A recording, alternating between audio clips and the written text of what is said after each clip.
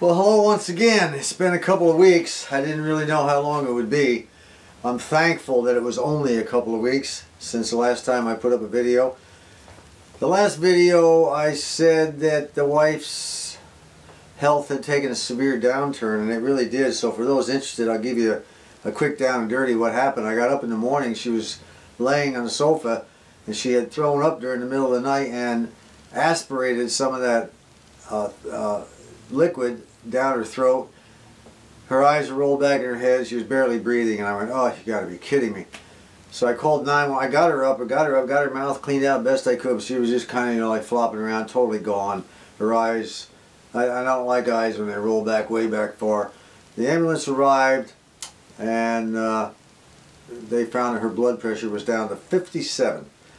And they looked at me, and I looked at them, and they said, "I'm not so sure about this." They took her out in the ambulance. And they didn't even drive to the hospital right away till they got her stabilized real good. They stuck needles. They stuck needles in her needles, you know. And they headed off to the emergency room. And I tell you, they stuck tubes down her throat. She had needles in her neck. I mean, IVs everywhere. There were IVs like everywhere.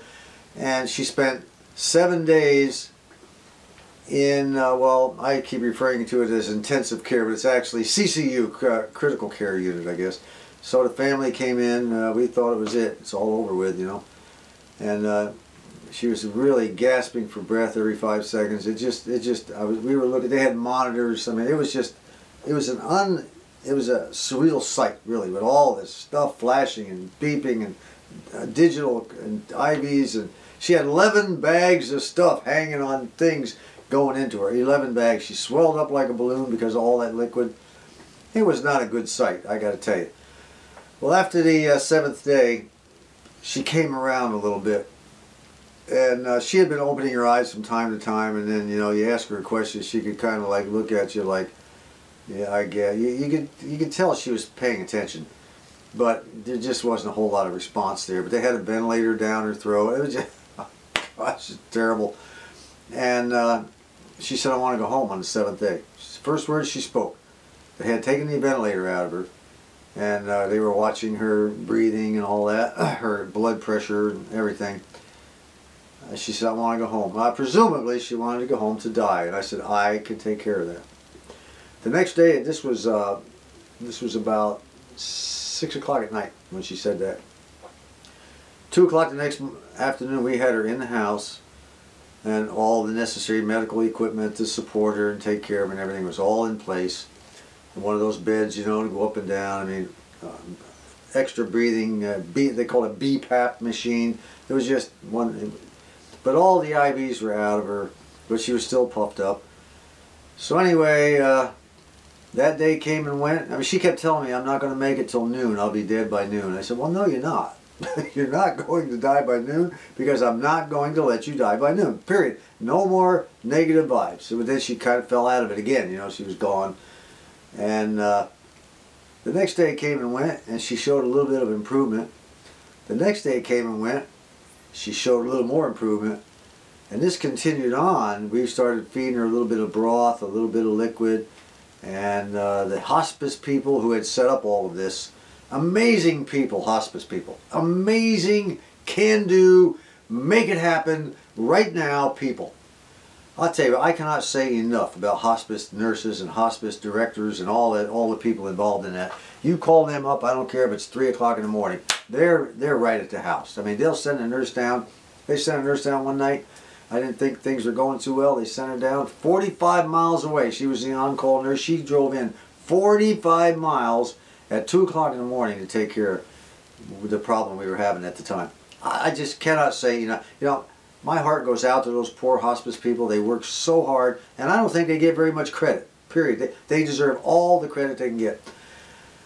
Anyway, she kept getting better and kept getting better. And, you know, one of the comments that I got in that video that said that, you know, I wouldn't be back for a while was from a Rick. His YouTube handle is The Clark Radio, and he said it's hard to keep them Southern girls down. Well, guess what? He is a prophet. That's exactly right. It's now been a total of 14 days since the day they took her out of here in an ambulance. Today's the 14th day. It was on the 2nd of October, and today is the 16th of October. She is 98% back to original. I just couldn't believe it. Everybody expected her to die. The nurses at the CCU expected her. The hospice expected her to go. The doctors expected her to go. The only one that didn't expect her to go was me. The kids expected her to go. They came in from Colorado. They came in from our oldest grandson even flew in from Turkey, and the Air Force paid the bill for him because, you know, we thought she was going to go. And we had people come in from all over North Carolina. Well, she fooled them all. I just can't believe it. I talked to the hospice nurse yesterday. I said, have you ever seen one like this? She said, no, I never have. She said she's 98% back to where she started, right from the beginning. And she looks good. She's eating good. She's getting her baths 3 times a week. The hospice people come in and take care of her. She has a nurse. All that stuff. Fabulous, fabulous comeback on her part. You know, she's the comeback girl, okay? And I want you to know that I greatly, greatly appreciate every one of you. What was it, 112, 114 comments from all of our good subscribers that offered up prayers.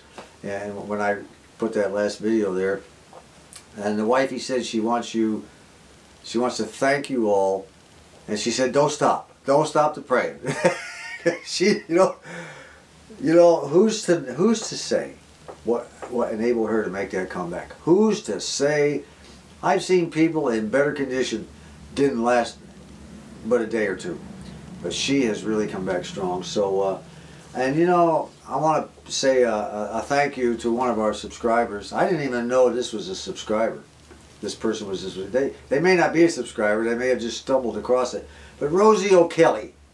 Rosie O'Kelly is a subscriber. I assume, I don't know for how long, didn't even know she watched or anything.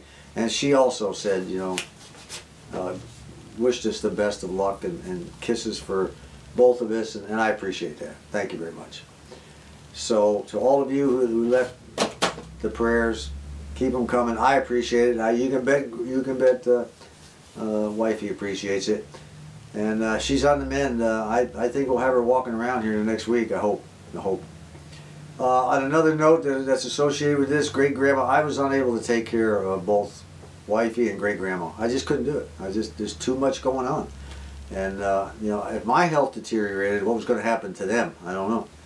And so her great grandma's other 2 daughters came from North Carolina, picked her up and took her back, because it just you know, we had her for 20 years and took care of her the best we could, and now she's going to have a chance to meet grandkids and great grandkids she didn't even know she had. So that's a good thing, you know. But I hated to see her leave, but circumstances alter cases. We just didn't have a choice, you know.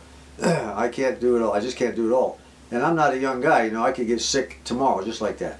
So anyway, I don't want to drag this on. Thank you all for all your good comments. I really do appreciate it. And Wifey certainly appreciates it. And until next time, when I'll have a film of her, hopefully, eating a steak. I don't know. Until then, this is John.